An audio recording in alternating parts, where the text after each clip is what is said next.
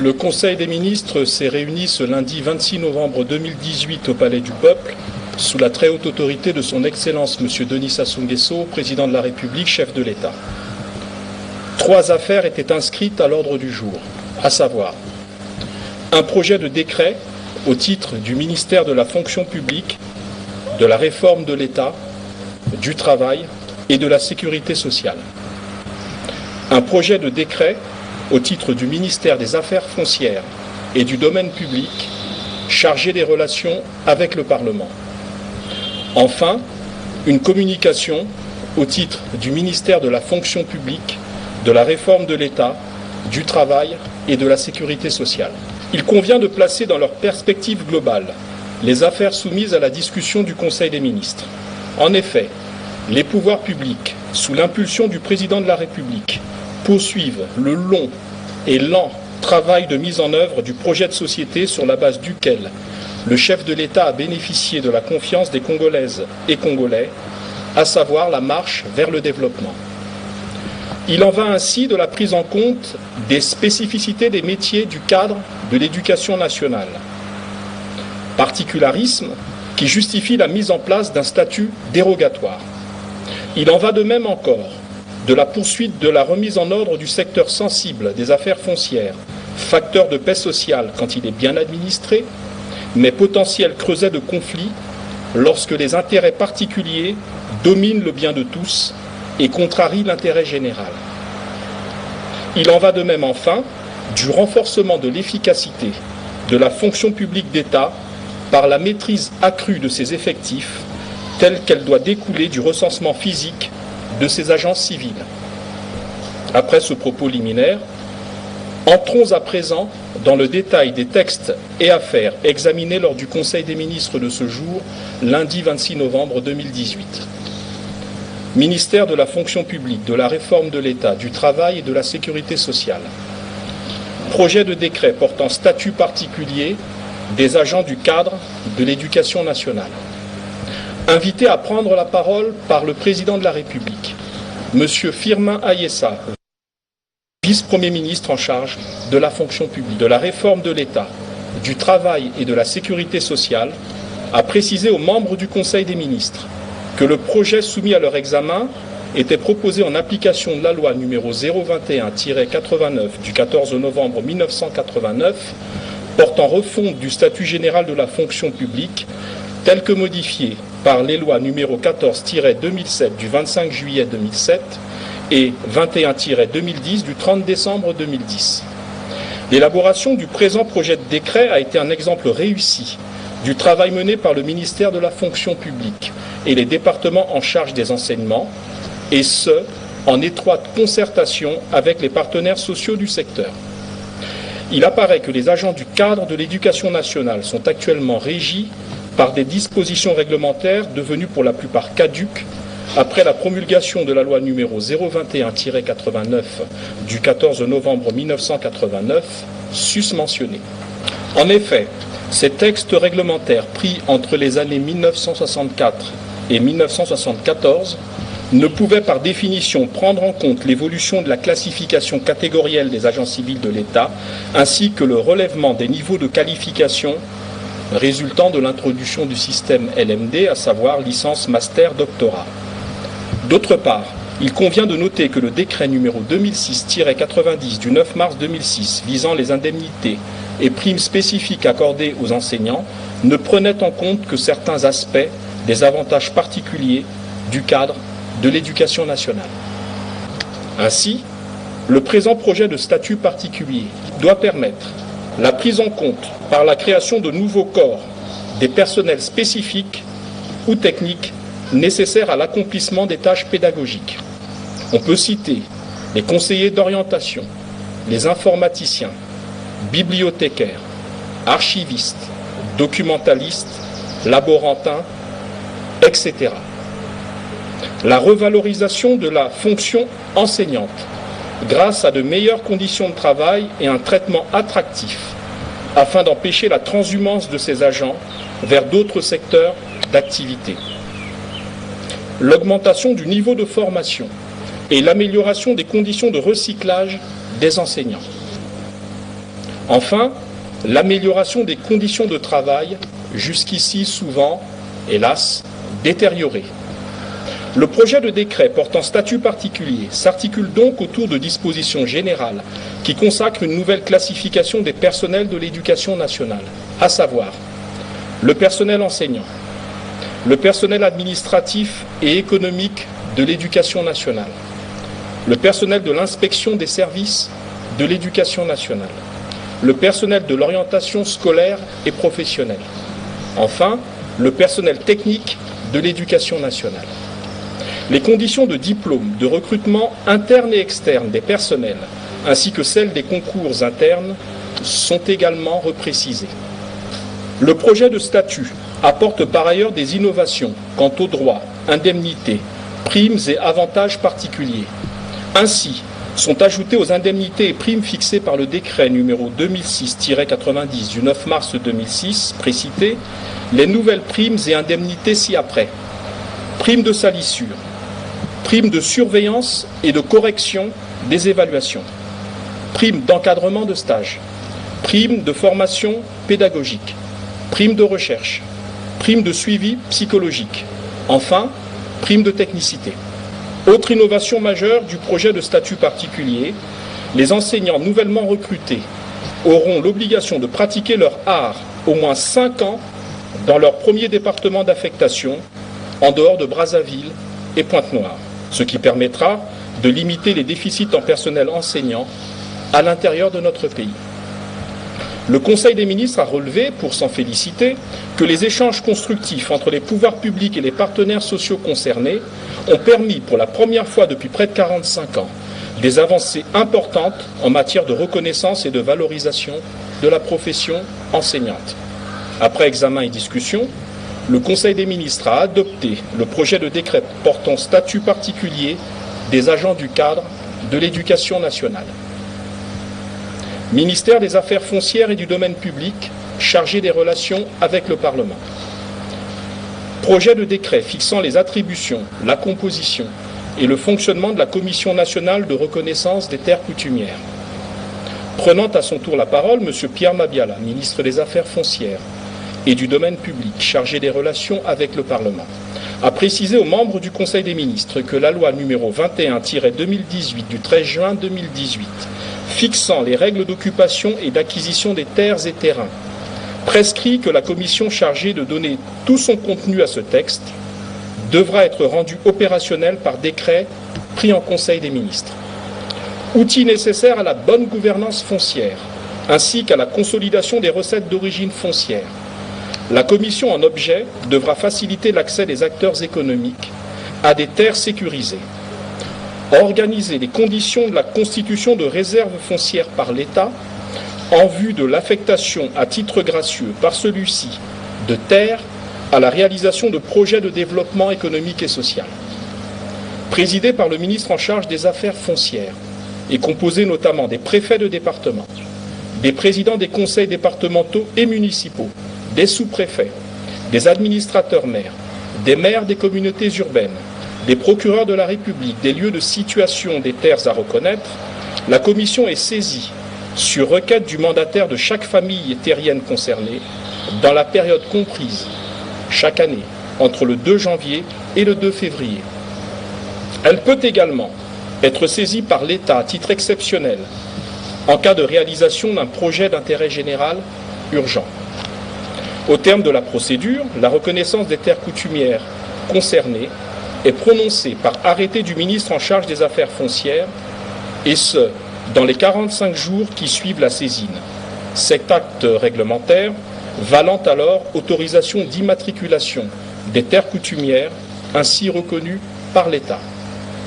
Prenant la parole, son Excellence M. Denis Sassou Nguesso, président de la République, chef de l'État, tout en se félicitant de l'adoption attendue des textes d'application, du cadre juridique permettant une gestion cohérente du secteur sensible du foncier, a rappelé que l'objet même du texte en discussion était de clarifier les rapports entre les propriétaires de terres coutumières, situation spécifique, et l'État lui-même, en ce que celui-ci doit pouvoir, tout en garantissant et pérennisant la propriété privée des uns, disposer des réserves foncières de terres afin d'impulser ce qui est son rôle de garant ultime de l'intérêt général, le développement économique et social de notre pays.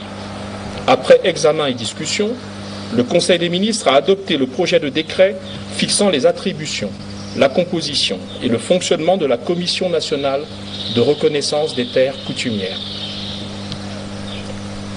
Communication.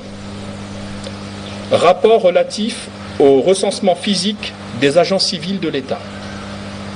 De nouveau invité par le président de la République à prendre la parole, M. Firmin Ayessa, vice-premier ministre de la fonction publique, de la réforme de l'État, du travail et de la sécurité sociale, a édifié les membres du Conseil des ministres sur le déroulement et l'issue du recensement physique des agents civils de l'État, ainsi que sur les conclusions à en tirer.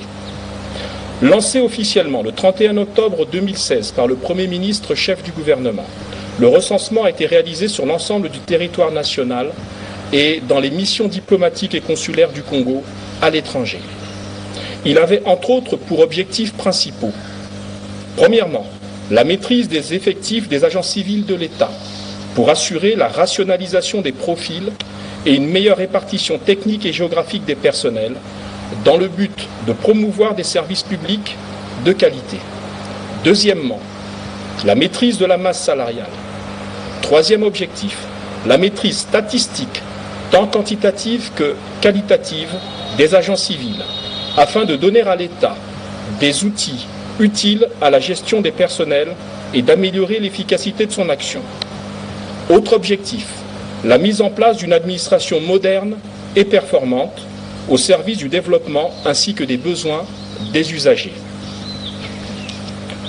Résultat du recensement à la date du 30 avril 2018. Des effectifs. 71 548 agents civils de l'État avaient été pris en charge par la solde à la date du 31 décembre 2016.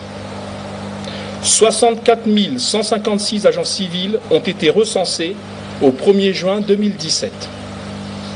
62 701 agents ont été dénombrés au titre des résultats provisoires, après le traitement du fichier des agents recensés, c'est-à-dire après retrait des matricules doubles ou erronées.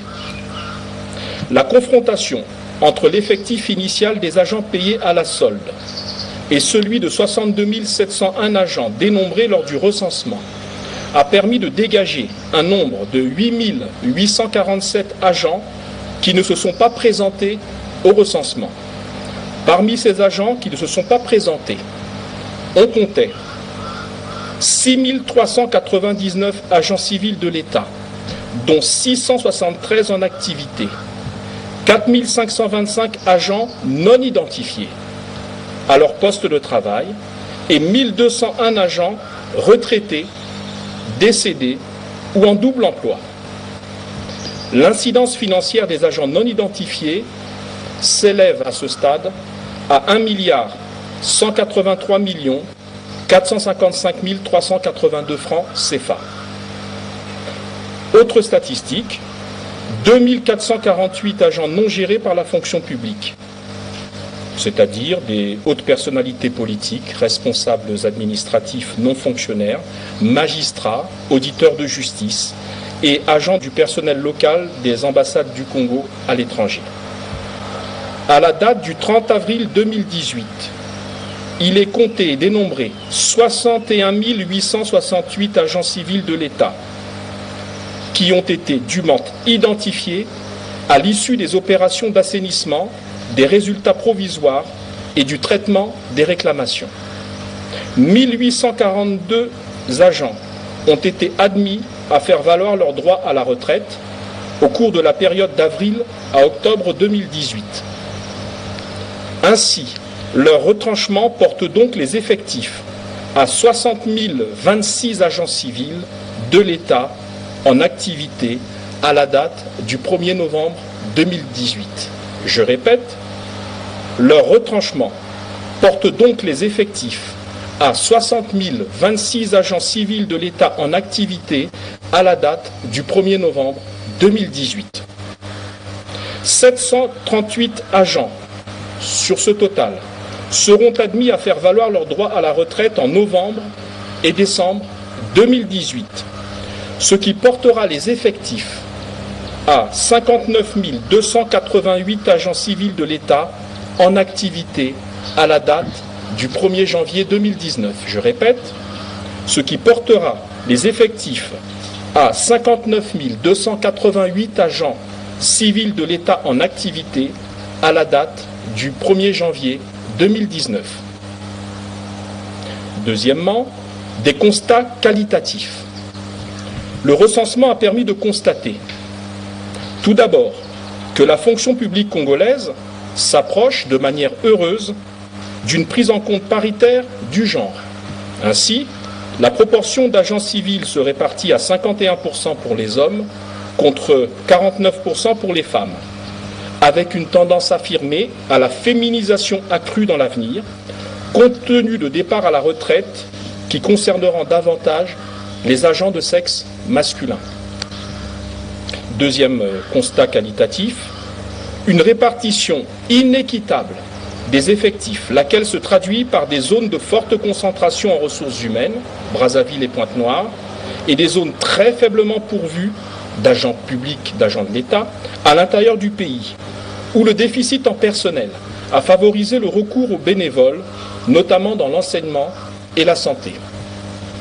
Troisième constat, une répartition disproportionnée des agents entre les trois catégories connues.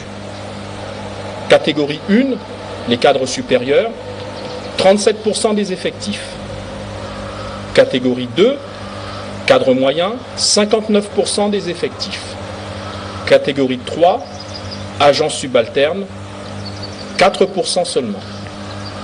Autre constat, une forte tendance au vieillissement des effectifs de la fonction publique. Ainsi, 0,80% des agents ont un âge inférieur à 25 ans. Je répète, 0,80% des agents civils de l'État actuellement en activité ont un âge inférieur à 25 ans. 13,74% ont un âge compris entre 26 et 34 ans. 48,96% ont un âge compris entre 35 et 49 ans. Enfin, 36,49% ont un âge supérieur à 50 ans. Ce vieillissement a pour conséquence logique une prévision de départ à la retraite qui est la suivante. 12 677 départs à la retraite sont prévus dans les 5 ans à venir, soit 21% des effectifs actuels, les ramenant à moins de 50 000 agents civils de l'État. 21 003 départs au total dans les 10 ans, soit 34% des effectifs actuels. Prenant la parole à ce stade des informations communiquées aux membres du Conseil des ministres, Son Excellence M. Denis Sassou Nguesso, président de la République, chef de l'État, a félicité le gouvernement, et notamment les ministères concernés par cette phase initiale, pour la finalisation effective et réussie du recensement physique des agents civils de l'État.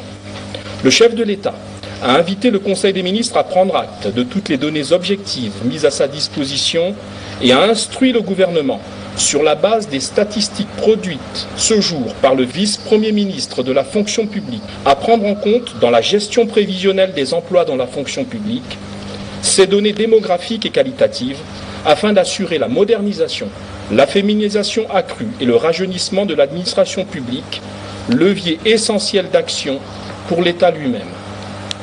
Poursuivant son propos, il a noté le fait que, pour la première fois, ce processus de recensement, déjà engagé à plusieurs reprises par le passé, avait été mené cette fois-ci avec succès, c'est-à-dire sans blocage, sans pesanteur ou restriction de quelque sorte que ce soit. Le chef de l'État a donc invité le Conseil des ministres et au-delà de cette instance, le peuple lui-même a constaté qu'au lancement de ce recensement, c'est-à-dire le 31 octobre 2016, le nombre d'agents civils de l'État était de 71 548 personnes.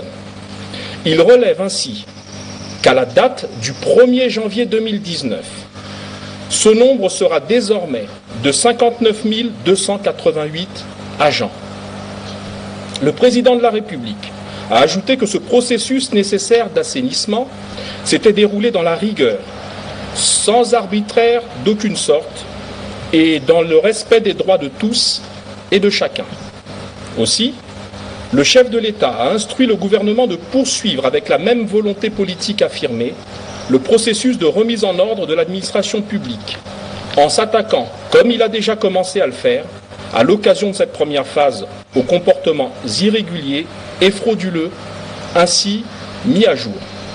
Pour ce faire, il a invité le Premier ministre chef du gouvernement à mettre en place dans les meilleurs délais un comité interministériel élargi aux départements ministériels les plus concernés.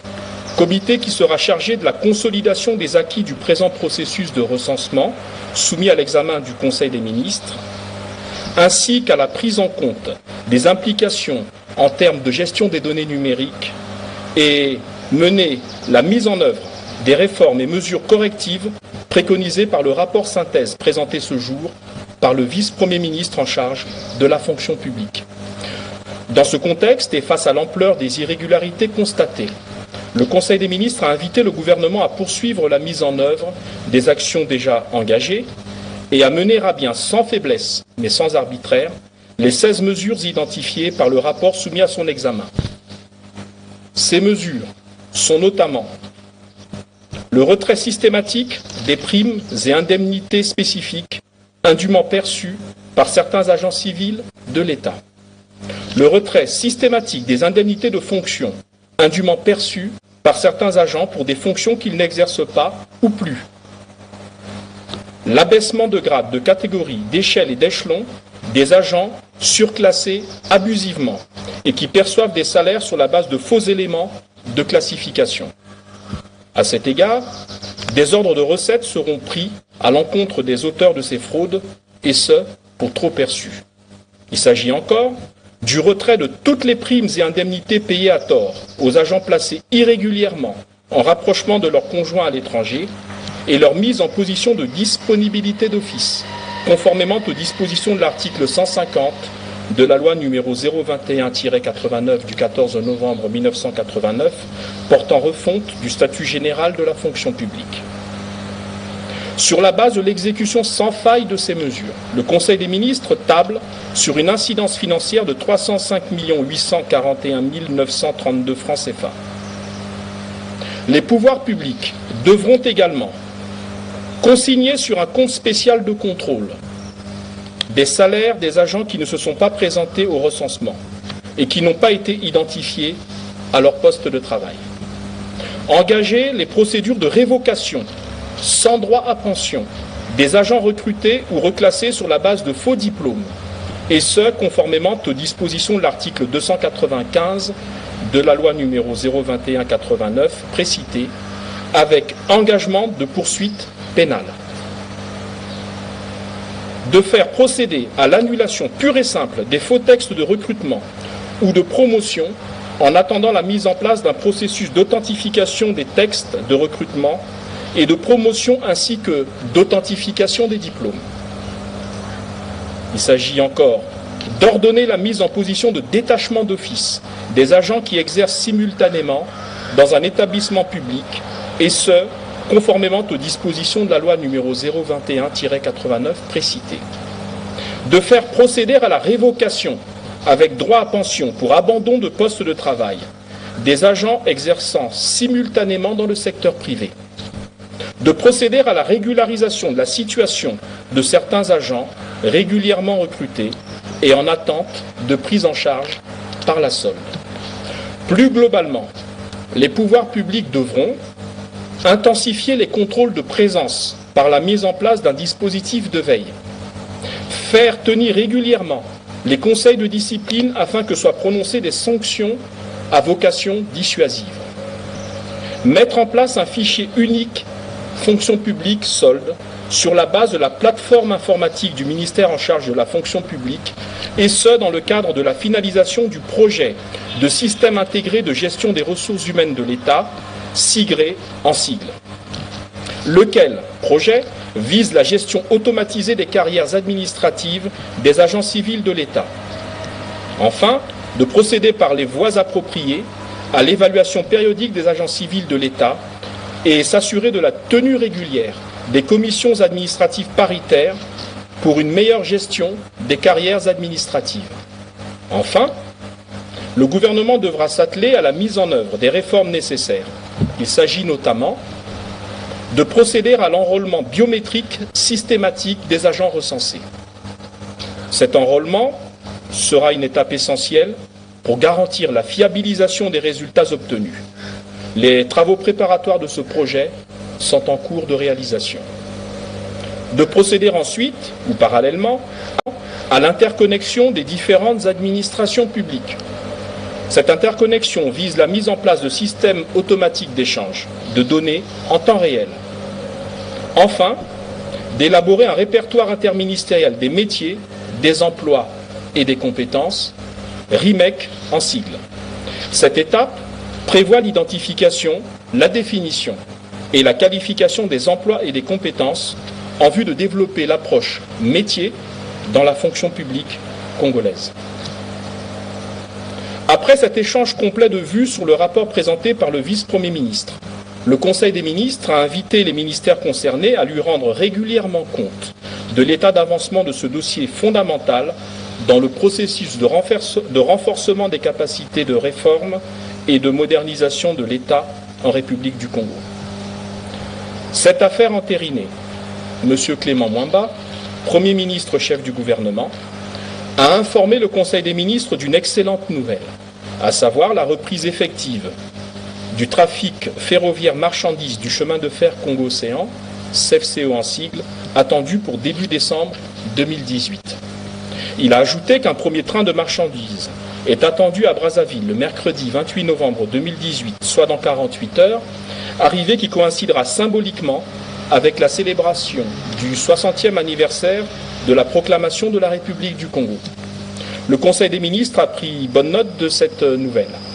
Il a cependant noté, avec gravité, le fait que ce sont les destructions irresponsables causées sur ces ouvrages en 2016 et 2017 qui ont occasionné l'interruption brutale du trafic ferroviaire sur le tronçon Brazzaville-Pointe-Noire et privé notre pays d'une voie de communication névralgique.